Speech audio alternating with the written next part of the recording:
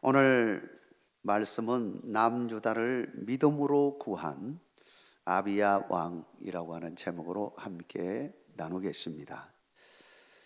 6월은 민족과 국가를 위해 헌신했던 분들을 기억하는 호국 보훈의 달입니다.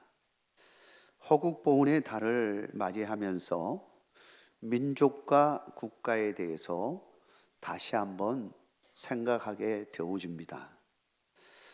여러분에게 있어서 민족과 국가는 어떤 의미를 주고 있습니까? 국가라면 민족과 땅과 주권이 있어야 합니다. 이 중에 그 어떤 것도 충족되지 않으면 국가가 될 수 없죠. 지금도 민족은 있으나 땅이 없어서 뜨돌이 생활을 하는 민족도 있습니다.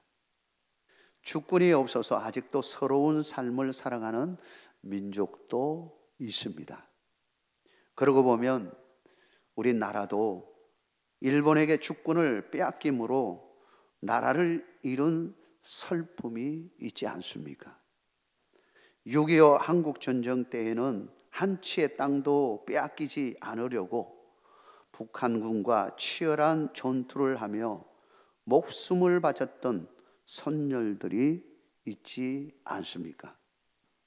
우리는 민족과 국가를 위해 목숨도 아끼지 않으시고 헌신하였던 순국 선열들의 호국 정신을 결코 잊어서는 안 될 것입니다.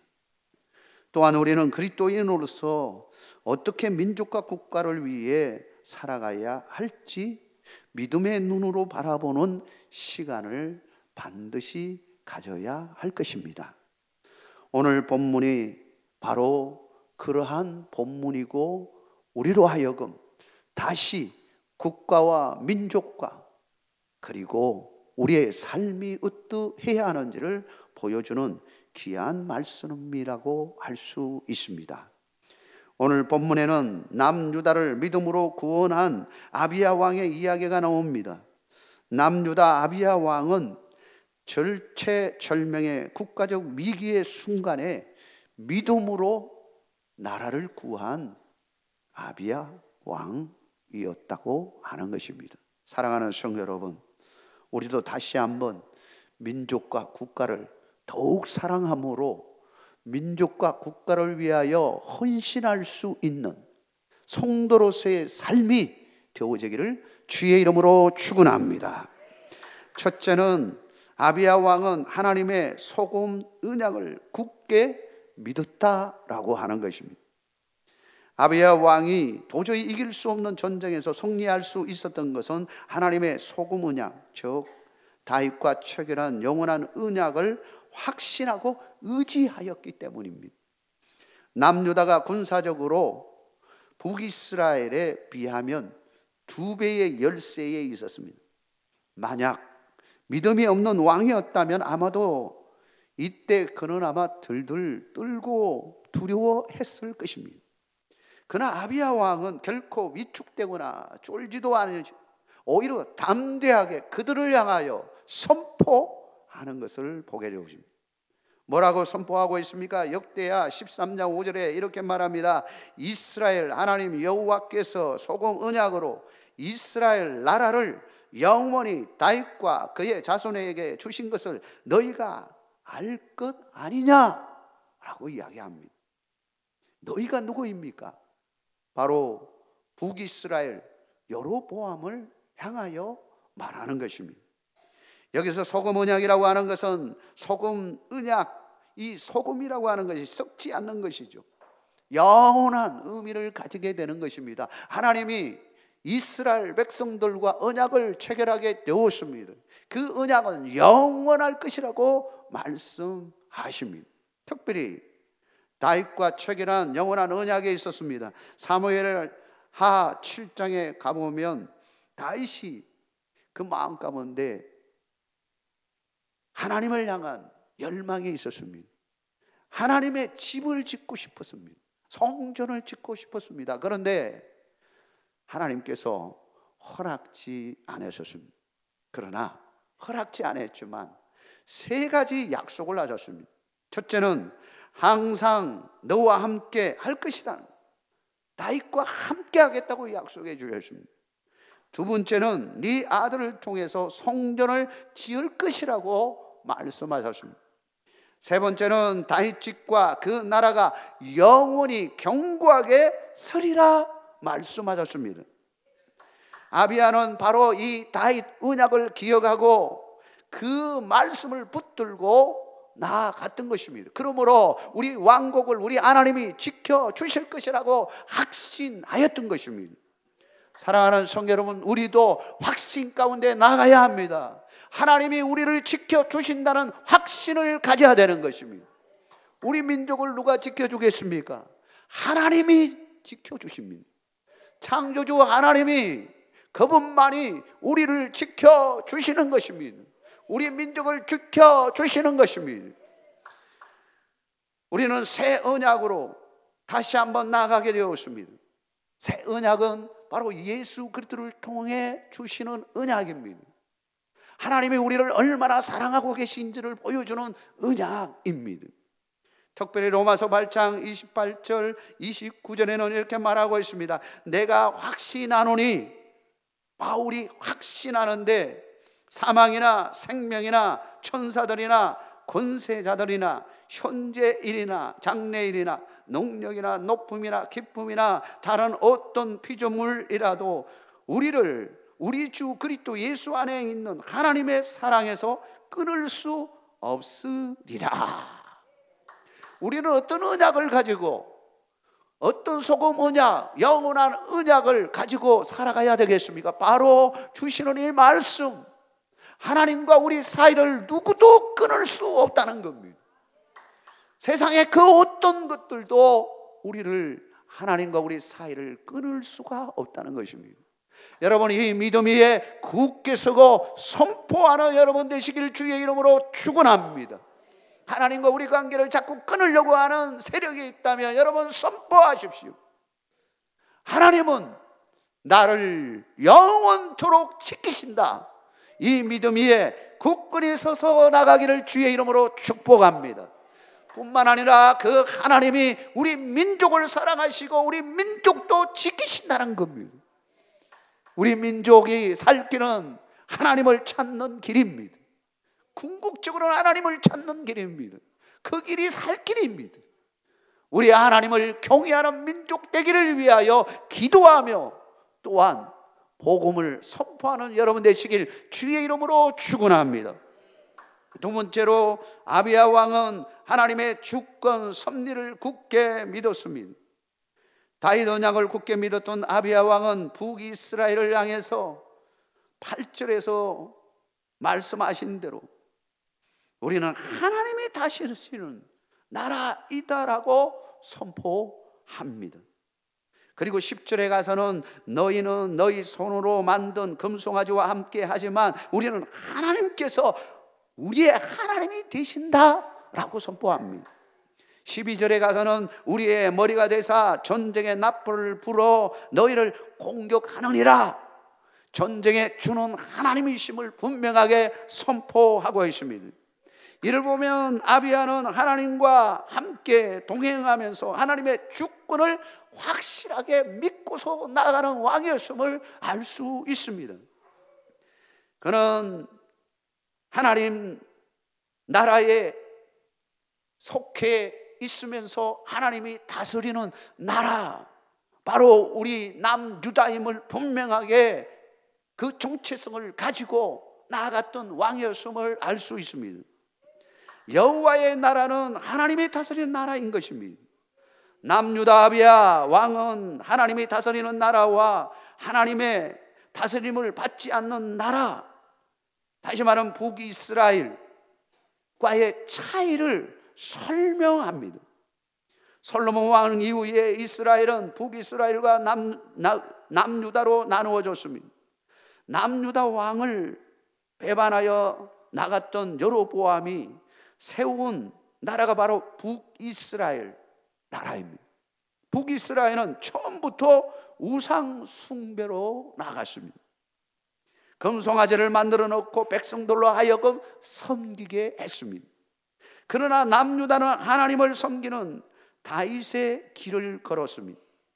이스라엘의 분열 왕국은 결국 하나님을 섬기는 나라와 우상을 섬기는 나라가 어떻게 갈라지는지를 보여주는 것입니다. 하나님을 섬기는 나라와 하나님을 섬기지 않는 나라가, 우상을 섬기는 나라가 어떻게 갈라지는지를 잘 보여주는 것이 분열 왕국이었습니다. 결과적으로 어떻게 되었습니까? 두 왕국은 아수르에 의해서 망하게 되어집니다. 사랑하는 성도 여러분, 우리가 하나님을 경외하고 하나님을 믿고 따른다는 것이 얼마나 중요한지를 역사적인 사건을 통하여 잘 볼 수가 있는 것입니다. 우리 민족도 마찬가지입니다. 우리 민족이 우상 숭배에 빠져 있을 때에 완전히 소망 없는 민족이 되어버렸습니다. 국가는 힘이 없었고 백성은 굶주림에 살았습니다. 조선 말기가 그런 상황을 맞이하게 되었습니다. 그런데 그때 우리 민족 가운데 소망의 빛이 비추게 되었습니다. 우리의 선교사님들이 복음의 빛을 비추어 주셨던 것입니다. 그리고 나서 하나님의 손길, 하나님의 다스림이 임하게 되어주자 우리 민족은 어떤 역사로 이루어졌습니까? 세계 유래를 찾아볼 수 없는 영적인 부흥과 국가, 정치, 경제적 부흥을 일으키는 놀라운 축복을 누리게 되었습니다. 처음 한국을 찾았던 언더우드 선교사는 성탄절을 맞이하면서 이런 기도를 드렸습니다. 그 기도 내용을 살펴보면 조선의 실정이 아주 잘 나타나 있습니다. 주여, 지금은 아무것도 보이지 않습니다.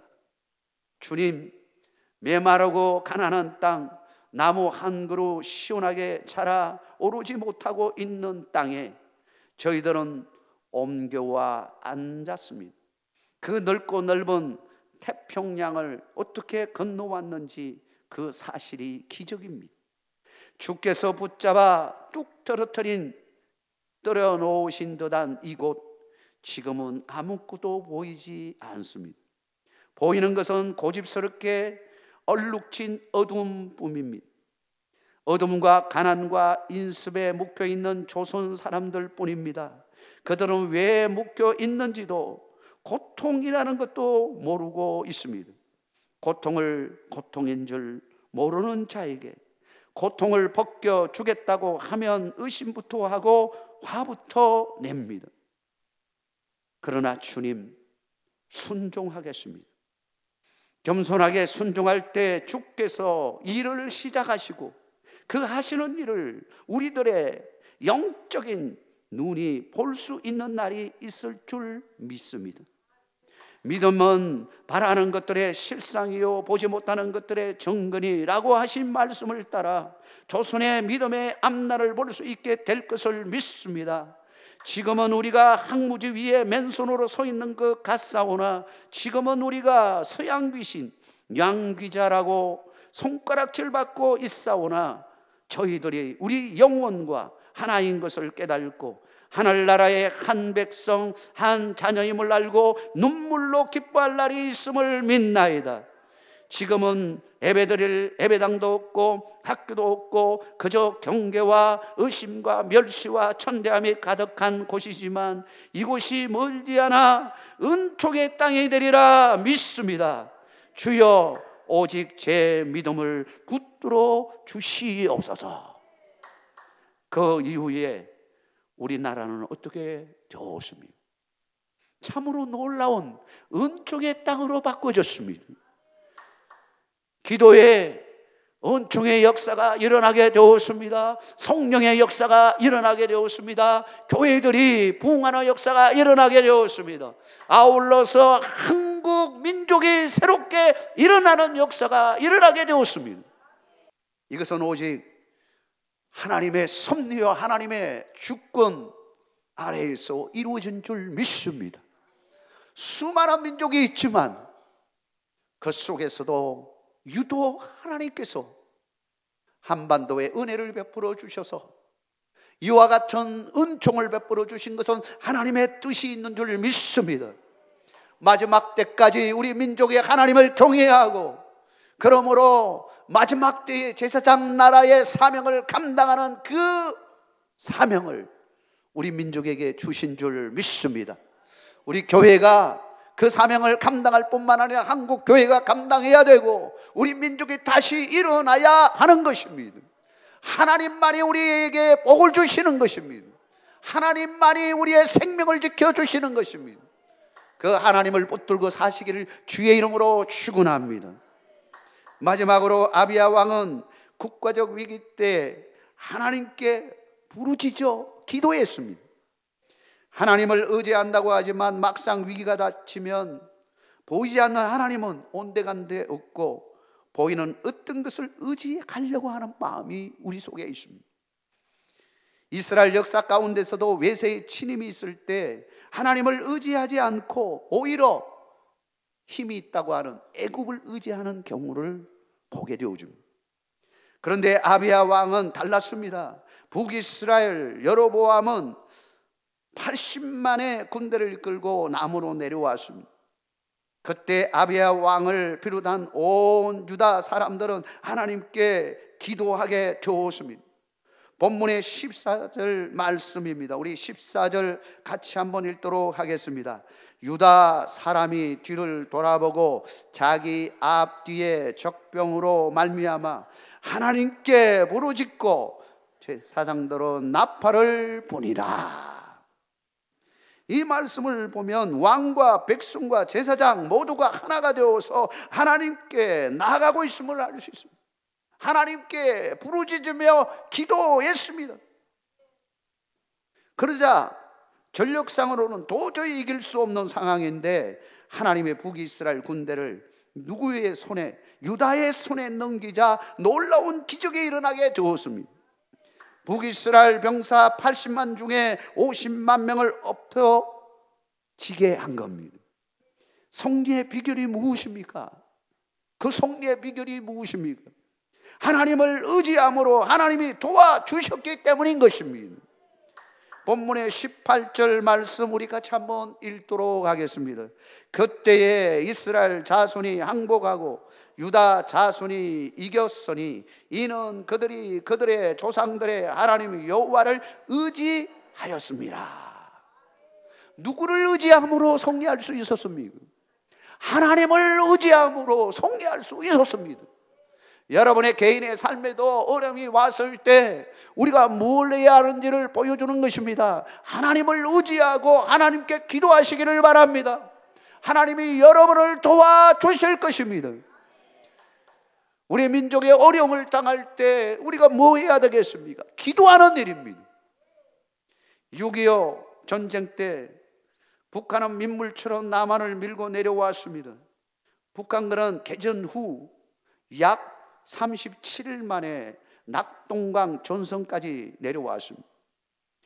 이는 당시 국군과 미군의 군사력이 어떠했는지를 보여줍니다. 사실 소련을 비롯한 그 북한이 그렇게 밀고 내려왔다는 것은 우리가 막을 수 없다는 것을 보여주는 거예요. 열세를 보여주는 거죠. 그러나 낙동강 방어선에서의 결사항전이 한국 전쟁의 전환점이 되었습니다. 거기서 막아줬기 때문에 인천 상륙작전 할 수가 있었던 겁니다. 그때 국군과 미군은 물론이고 학도병까지 목숨을 건 방어가 있지 않았다면 우리는 아마도 지금의 대한민국은 없었을 것입니다.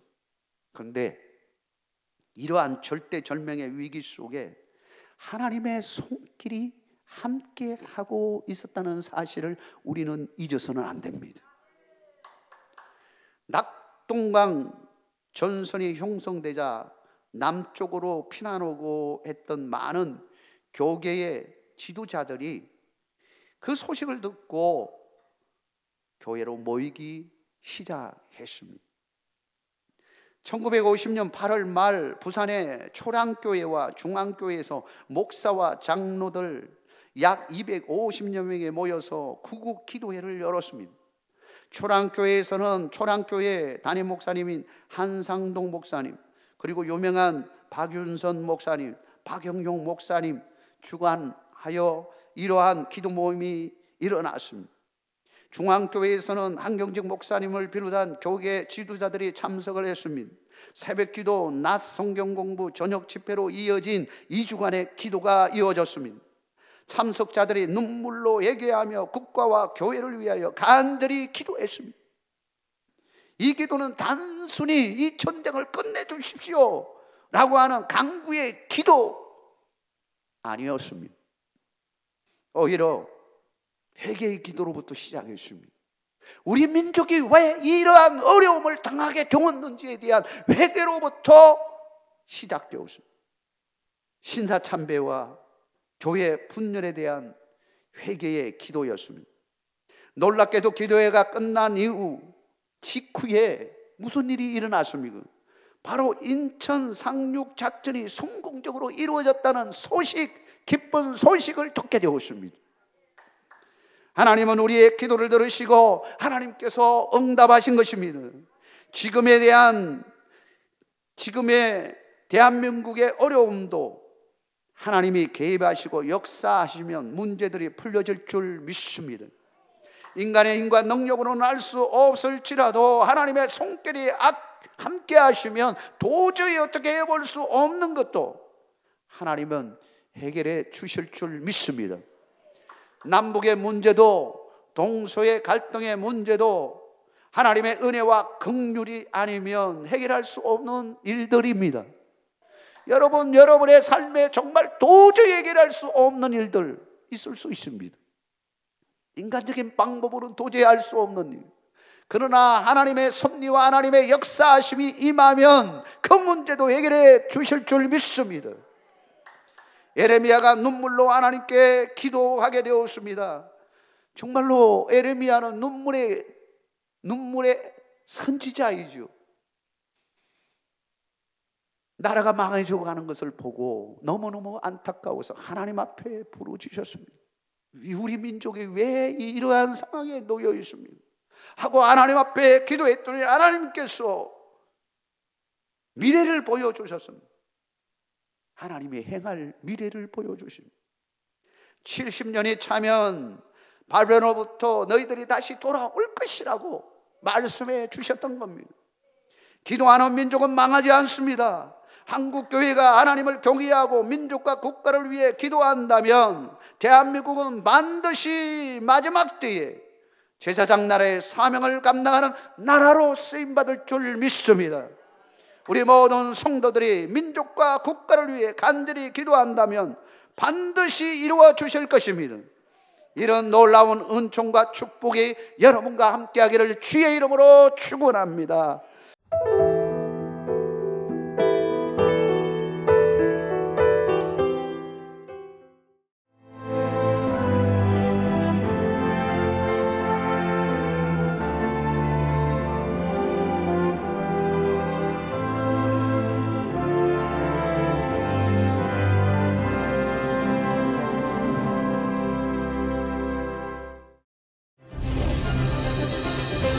기회는 준비된 도시를 선택합니다.